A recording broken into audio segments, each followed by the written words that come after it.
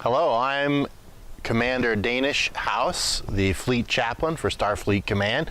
This is my 2018 Easter message. I want to bring greetings to you from Poughkeepsie, New York.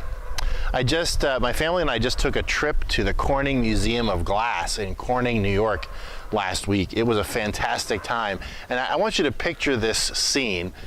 We drove up in my car with its Jesus Star Trek fish on the back. I got out of the car wearing my Star Trek badge. I had my original series communicator with me and was flashing it around. Went into the Museum of Glass and got to see a whole bunch of great stuff there. We took some classes that allowed us to make some objects out of glass. I made a set of beautiful wind chimes featuring the Starfleet Delta insignia. I made a sand-blasted etched tumbler. I don't know if you can see that, but with the Delta insignia and NCC 1701 on it.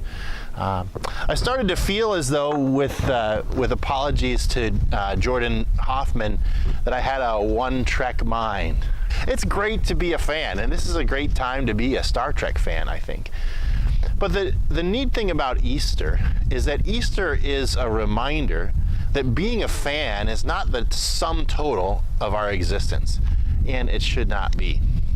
I think about Spock in Star Trek: The Motion Picture. He's just gone to mind meld with V'ger, and he's come back in that sort of semi-comatose state. But McCoy's able to wake him up in sickbay, and he talks to Captain Kirk, and he says, Jim,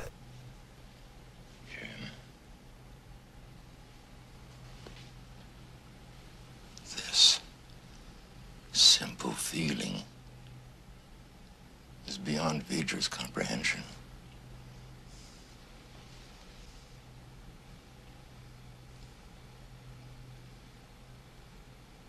No meaning, no hope. And Jim, no answers. It's asking questions. What questions? Is this all that I am?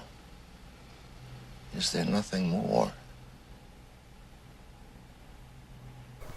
I'm not telling us that we need to get a life, in William Shatner's words on Saturday Night Live. Each of us has a life, and you know that. You've got a life, you've got an awesome life outside of Star Trek. But Easter is a reminder to us, and I think we can use those reminders that there is life outside of our Star Trek fandom.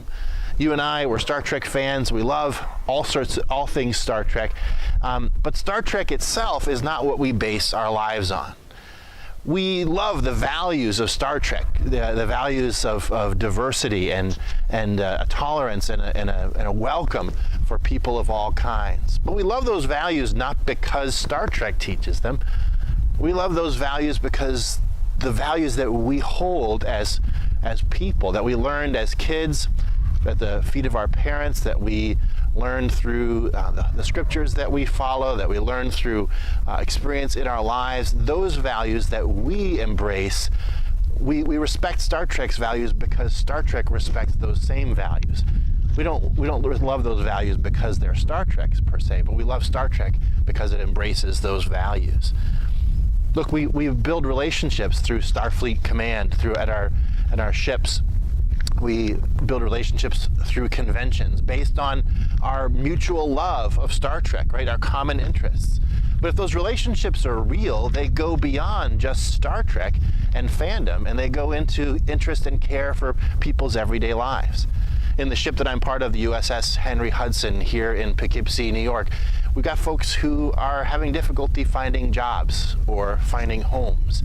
We've got folks who are suffering from long-term illnesses. And we care for one another. We care for one another because we're people and because they're people.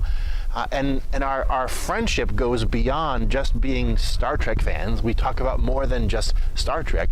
We care for one another in our lives. And that's what true friendship really looks like. Star Trek is an enhancement to our lives, not life itself. Now, I think this is important because I've noticed that in Star Trek fandom these days, we can get kind of nasty to each other when we disagree about what our fandom ought to look like. I love Star Trek Discovery, the new Star Trek show that was on CBS All Access. And because I like the show, oftentimes when I go on the internet, I'm berated by people who don't believe it's real Star Trek, and what kind of fan are you? You're not really a fan, and all these different things because of our disagreement of Star Trek fandom. We can be nasty to each other. We can disparage one another. We can discourage one another simply because we disagree about aspects of our fandom. Is that really the kind of fans we want to be? Are we fans first, or are we people first? Do we treat each other as people first, or do we treat each other as fans first?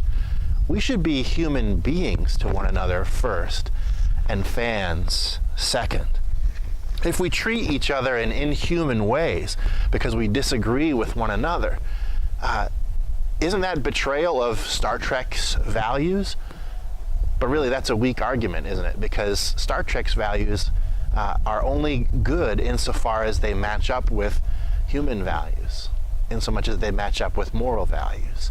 We can't treat each other inhumanely, not because it violates Star Trek's principles, but because it violates the principles that we grew up on, the principles that we learned from our God, from our father, from our brother, from our mother. Easter is a reminder that there's more to life than Star Trek. There are things that are bigger, deeper, more profound. Now, we access those profound things sometimes through Star Trek, friendships and values and things like that, and that's great, and I love Star Trek for that. But let's always remember that we're people first and Trek fans second. We're human beings first and Trek fans second. Let's treat one another like human beings. This has been Fleet Chaplain Denes House, signing off from Poughkeepsie, New York. Live long and prosper, and happy Easter.